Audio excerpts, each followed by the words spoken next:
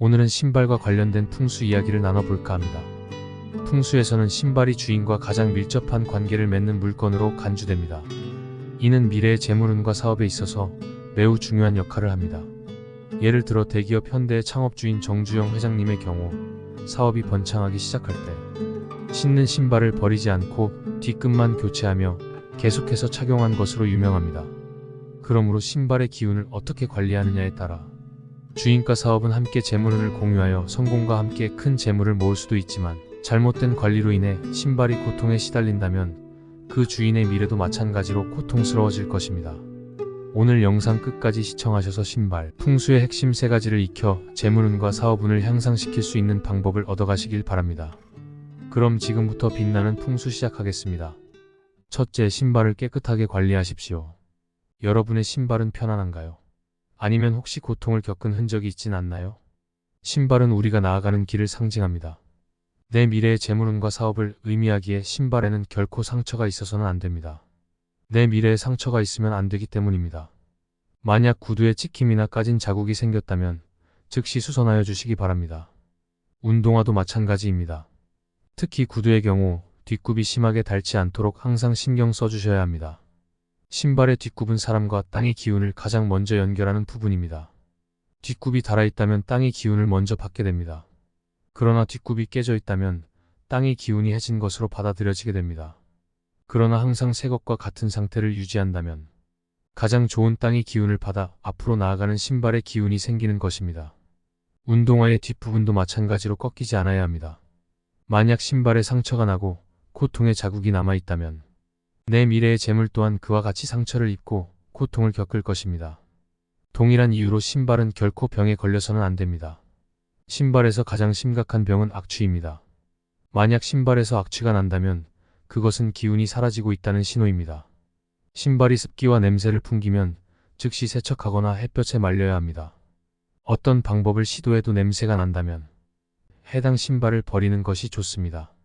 이미 병에 걸려 기운이 소멸되었다고 볼 수 있기 때문입니다. 그러나 세척하고 햇볕에 말려 냄새가 사라진다면 그 후에는 냄새가 나지 않도록 신발을 잘 관리해야 합니다. 만약 신발에 끈이 있는 경우 반드시 그 끈은 풀리지 않도록 확실히 묶어야 합니다. 의지와 관계없이 신발끈이 자주 풀리는 경우 내가 하는 일과 모으려는 재물이 계속해서 사라지는 일이 발생할 수 있습니다. 앞으로 나아가는 기운이 신발의 끈이 풀려 멈추지 않도록 주의해야 합니다. 둘째, 신발장을 잘 관리하십시오. 재물운을 키우고 성공을 이루는 데 도움이 되는 모든 물건은 집 안에 있습니다. 돈을 보관하는 금고나 지갑 또는 재물의 상징인 쌀독과 같은 물건들은 모두 우리 집에서 찾을 수 있습니다. 이러한 물건들은 단순히 재물을 담는 역할을 넘어서 우리의 재물운을 끌어올리는 풍수적인 힘을 지니고 있습니다. 마찬가지로 신발을 보관하는 신발장도 이와 마찬가지로 중요합니다.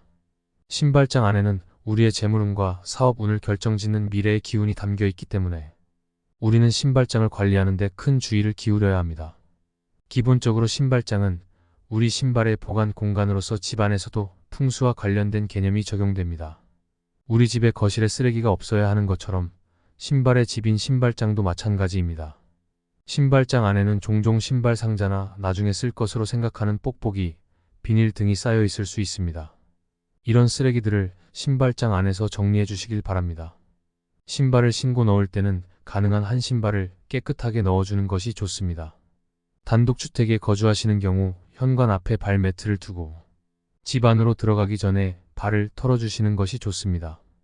아파트나 빌라에 사는 경우에도 건물에 들어가기 전에 흙먼지 등을 털어내고 들어가는 것이 좋습니다.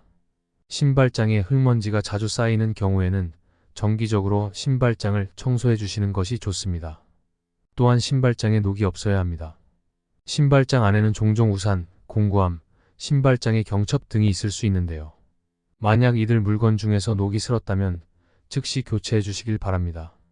풍수에서는 녹은 것이 독을 의미하기 때문에 녹이 있는 물건은 운을 저해할 수 있습니다. 또한 신발장에서 절대적으로 피해야 할 것은 냄새와 습기입니다. 특히 신발장은 밀폐된 공간이기 때문에 냄새와 습기는 다른 신발로 전염되는 전염병과 같습니다. 냄새가 난다는 것은 곧 곰팡이가 번식했다는 신호이며 이는 부정적인 에너지가 퍼지고 있다는 것을 의미합니다. 풍수사들은 악취를 특히나 심하게 경계하고 있습니다. 또한 현관에서 악취가 나는 것은 그 집의 풍수적인 상태를 나쁘게 만들 수 있습니다. 절대적으로 습기 제거제나 냄새 제거제 등을 이용하여 냄새를 제거해야 합니다. 가장 좋은 방법은 주기적으로 신선한 공기를 환기시키는 것입니다. 이때 주의할 점은 신발장을 환기시킬 때는 맑은 날씨를 택해야 합니다. 집안의 창문을 열어 신발로부터 나오는 부정적인 에너지가 외부로 배출되도록 해야 합니다. 만약 신발장이 잘 관리된다면 이제 신발의 기운을 날개 달아 앞으로 나아갈 수 있을 것입니다. 셋째, 신발은 신발장에 보관하십시오. 여러분은 집에 들어갈 때 신발을 어디에 두시나요? 풍수에 관심이 있는 분들은 현관에 두는 것이 좋다고 생각할 수 있지만 사실 가장 이상적인 장소는 신발장입니다. 우리가 사용한 물건들은 우리의 기운을 반영합니다. 가장 활기차고 좋은 기운이 모이는 곳은 바로 신발장입니다. 외출 후에는 신발을 신발장에 넣는 것이 좋으며 나갈 때도 신발을 신발장에서 꺼내는 것이 좋습니다. 다만 가까운 곳을 간다면 신발을 밖에 두는 것도 괜찮습니다. 하지만 신발장이 협소하여 밖에 두어야 할 경우 가족 구성원당 최대한 적은 수의 신발을 밖에 두는 것이 좋습니다. 현관은 우리 집의 재물운의 시작점이기 때문에 나쁜 기운이 높아서는 안 됩니다. 신발이 많이 나와 있는 것은 혼란을 야기할 수 있으며 이는 재물운에 부정적인 영향을 줄 수 있습니다. 또한 풍수에서는 사용되지 않는 물건은 사실상 죽은 것으로 간주됩니다. 이는 신발에도 동일하게 적용됩니다. 한 계절 동안 사용하지 않은 신발은 죽은 것으로 간주되며 이는 신발장 안에서 부정적인 에너지를 발산하게 됩니다. 내 미래의 에너지가 신발에 전이되는 것은 바람직하지 않습니다. 그러므로 앞으로 신지 않을 신발은 버리는 것이 좋습니다. 다만 신발은 나의 긍정적인 에너지와 부정적인 에너지가 가장 많이 묻어있는 물건 중 하나입니다. 그렇기에 신발을 버릴 때는 꼭 세탁하여 깨끗이 말려야 합니다. 그 후에는 신발끈을 자르고 검은 봉지에 넣어 버리는 것이 좋습니다. 검은 봉지에 넣는 것은 마치 수호의 종지부를 의미하며 신발과 함께 지냈던 시간을 마무리하는 의미가 있습니다.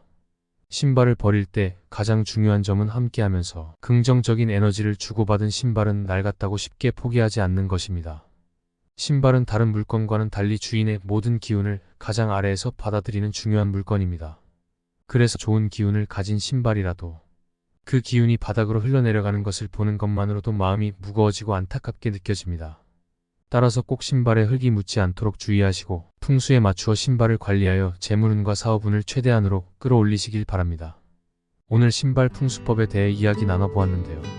신발을 잘 관리하여 작은 복을 하나씩 모아나가셨으면 좋겠습니다. 영상 도움이 되셨다면 구독과 좋아요 부탁드립니다. 그럼 오늘도 빛나는 하루 되십시오.